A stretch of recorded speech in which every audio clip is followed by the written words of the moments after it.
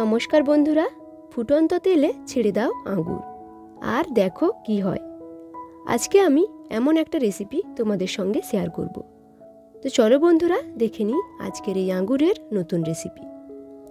রেসিপিটা বানানোর জন্য প্রথমে কড়াইতে তেল গরম করে আঙ্গুরের থোকাটাকে ছেড়ে দিতে হবে, আর তারপর উল্টে পাল্টে আঙ্গুরগুলোকে 1 থেকে 2 মিনিট ভেজে নিতে হবে।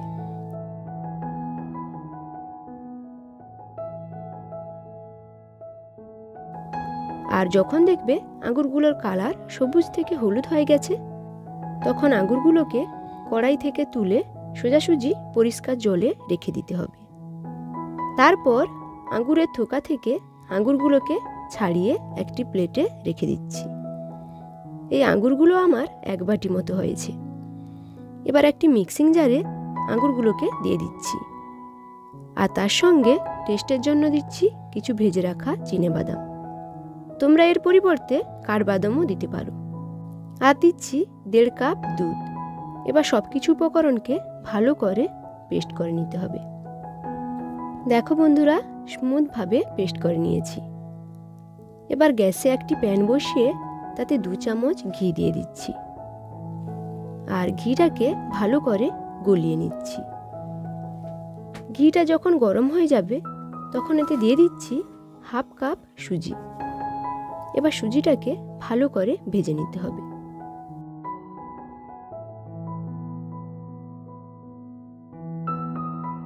আর সুজিটা যখন একটু হালকা ভাজা হয়ে যাবে তখন সুজিটাকে এক সাইড করে চিনিটাকে মাঝখানে দিয়ে দিচ্ছি।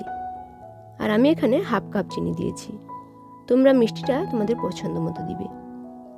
আর যখন দেখবে চিনিটা একটু গলতে শুরু করেছে তখন চিনিটাকে সুজির সঙ্গে নেড়েচেড়ে ভেজে নিচ্ছি। আর সুজির একটা সুন্দর কালার আসা পর্যন্ত অপেক্ষা করতে হবে। বন্ধুরা, আজকের ভিডিও কেমন লাগছে অবশ্যই কিন্তু কমেন্টে জানাতে ভুলবে না। কথা বলতে বলতে সুজিটাও কিন্তু ভাজা হয়ে গেছে। এবার এতে 1 কাপ দুধ দিয়ে দিচ্ছি, আর দুধটা অল্প অল্প করে দিয়ে সুজির সঙ্গে মিশিয়ে নিচ্ছি। দেখো বন্ধুরা, সুজিটা দুধটা টেনে নিয়েছে। এবার আমি আগে থেকে যে আঙ্গুরের পেস্টটা বানিয়ে রেখেছিলাম সেটাকেও ঢেলে দিচ্ছি, আর খুন্তি দিয়ে সুজির সঙ্গে ভালো করে মিশিয়ে নিচ্ছি। দেখো বন্ধুরা, সুজিটা এখন পুরো দুধটা টেনে নিয়েছে।